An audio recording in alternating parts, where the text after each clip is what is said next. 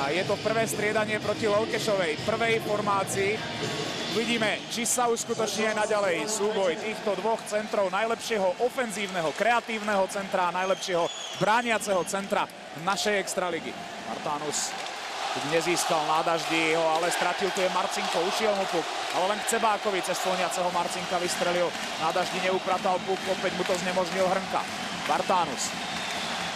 Bartánusová otočka, ešte snaha Marcinka o dorážky a je tam gól! Košice vyhrávajú 1-0. Tristan inkasoval gól v polovici 4. minúty tohto 7. finálového duelu. Košice vyhrávajú 1-0 po veľkej robote, ktorú odviedol Marcinko pred bránkoviskom. Obtlkaný sa tam nechal na seba naviazať kompletnú pozornosť nitrianskej defenzívy. Pozrime sa na to ešte raz, ako sa to zrodilo. Tam niekoľkokrát nitrianská defenzíva neupratala puk. Možno vidieť, že Bartánus zaviezol puk za bránu. Áno, Backendov nahádzoval, áno, a Marcinko to dotlačil za bránkovú čiaru Kristana. Tam spadol Dušan Milo, stratil stabilitu, potom chýbal pred bránkou. A myslím, že bol ešte aj natlačený do brány. Áno, vtlačený, možno aj faulovaný. To už je jedno, pretože padol gól. Dosť rýchly gól. Ešte skvele načasoval pohyb, jednoducho tak, ako to on vie. Marcinko už je v pásme, Hrnka príležitosti v nájazde. Košice vedú 2-0 a opäť je v tom Marcinková formácia. Po tom, čo sa druhýkrát vo finále strelecky presadil jej líder Tomáš Marcinko, tak pridáva druhý finálový gól aj Tomáš Hrnka. 2-0 v 48. sekunde druhej tretiny.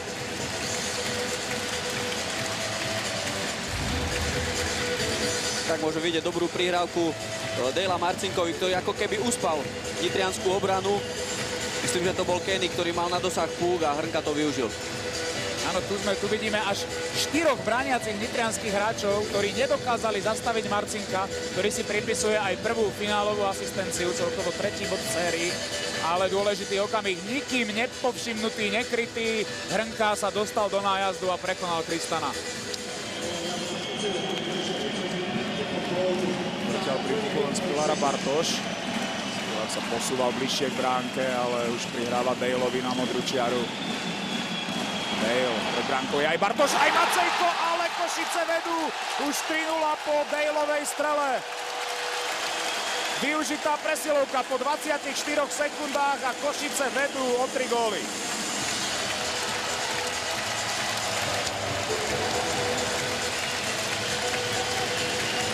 Tak Košičania túto presilovku zohrali excelentne.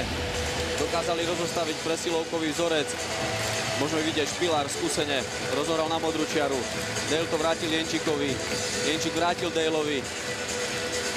A tento trafil. Košice vedú 3-0. Pre Dejla vydarený zápas, zatiaľ 1+1, mal podiel na 2 góloch z 3, ktoré Košice dosiahli.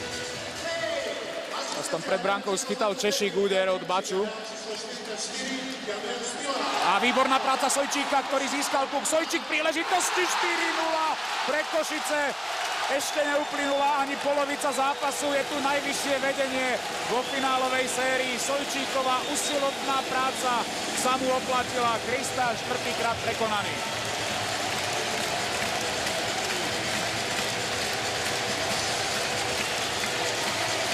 Myslím, že to bol Tomáš Krenko, ktorý si 2-krát obhadzoval košických hráčov. Do druhého obvodenia mu nevyšlo, Sojčík veľmi dobre zareagoval. Vystihol ten smer tej kľúčky a bravúrne zakončil. Áno, bol to Tomáš Krenko, ktorý ako posledný asi by to mal riešiť inak, ale už sme ho chválili niekoľkokrát, má fakt perfektnú techniku, ale posledný hráč musí hrať jednoduchšie, pretože Spilár, stred do ihriska, alebo polosí ihriska si pýtal Pugienčík, dostal ho Češík, ktorý prenechal Spilárovi. Spilár prihráva Češíkovi 5-0. Tak to bola krásna kombinačná akcia, ktorú rozbehol Spilár a veľká radosť aj Martina Štrbáka, ktorý už vie, že teraz ten titul Košiciam ujde len veľmi ťažko. Polovica 32. minúty 5-0 po Češíkovom góle, ktorý dostal nezištnú prihrávku od Spilára a Kristana tento gól vyháňa z brány. Ale to bola akcia ako z veľkej knihy. Spílar z obranného pásma. Teraz to môžeme vidieť. Krásne rozohral na Češíka, ktorý mu ten puk prenechal zadovkou. Spílar mal hore hlavu a nádherne našiel Češíka, myslím, a ten už vedel, čo s tým pukom potrebuje urobiť. Všimnime si tam inak Hriša Jenčíka, ktorý išiel striedať. V podstate len dvaja hráči rozobrali kompletnú nitriansku defenzívu na drobné a Češík z toho gólovo profitoval proti priebojnému Češíkovi. Vojčík zakončoval, ale nepresne, bola tam hokejka, ktorá zmenila smer jeho strely. Tik odrazený k Češíkovi, ktorý zvyšuje na 6-0. Druhý gól Mateja Češíka v priebehu 7. finále. V 45. minúte zvýšil už na rozdiel 6 gólov. Gólový poltucet v nitrianskej bránke inkasoval teda už aj Latosil. Tak Košičania ukazujú, ako náhle majú ešte aj v tejto fáze hry trošku priestoru na atakovanie nitrianských hráčov. Agresívne napadajú, získavajú puky, z čoho teraz ťažil Češík a Košice vedú 6-0. No, tá prihrávka nevyšla Štimpelovi. Ani Lakosil už nemusel hrať, ale išiel zastaviť puk, aby to nebolo zakázané uvoľnenie.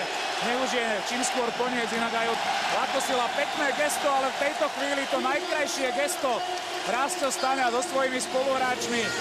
Môže oslavovať, tu je Anton Tomko, jeho asistent Pavol Zubek, doktor Kubašovský, aj generálny manažer Juraj Bakoš tam prišiel, aby sa všetci spoločne potešili z majstrovského titulu, ktorý získavajú Košice.